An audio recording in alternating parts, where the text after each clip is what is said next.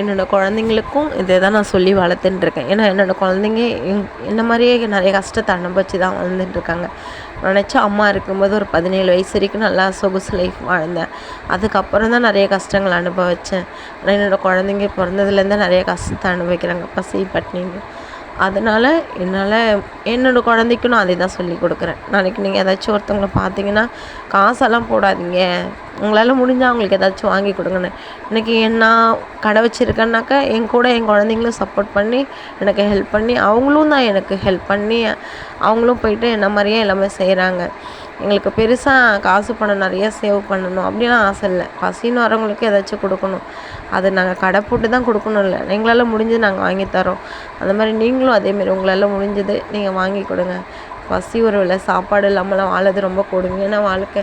So அந்த வாழ்க்கையை நீங்கள் உங்கள் கண்ணு முன்னாடி யாராச்சும் பார்த்தீங்கன்னாக்கா கண்டிப்பாக ஒரு வேளை சாப்பாடு அவங்களுக்கு வாங்கி கொடுங்க. அது கண்டிப்பாக என்னால் எவ்வளோ முடியும்னு தெரியல, இப்போதைக்கு முடியுது. என்னோடய பிள்ளைங்க வளர்ந்துட்டாலும் அவங்க இன்னும் நல்ல ஃப்யூச்சர் நல்லபடியாக இருந்தாலும் இன்னும் நிறைய பேருக்கு நிறைய சாப்பாடெல்லாம் வாங்கி தரணும் அப்படின்றது தான் என்னோடய ஆசை.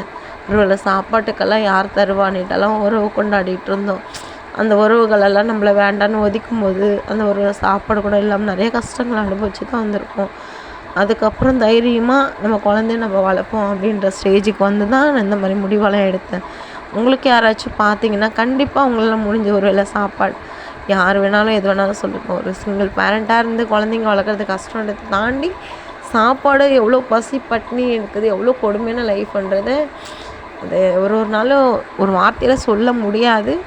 நீங்கள் கண்டிப்பாக ஏதாச்சும் பண்ணணும்னு நினச்சிங்கன்னா ஒரு வேளை சாப்பாடு உங்கள் கண்ணுக்கு முன்னாடி யார் இருக்காங்களோ அவங்களுக்கு வாங்கி கொடுத்துருங்க.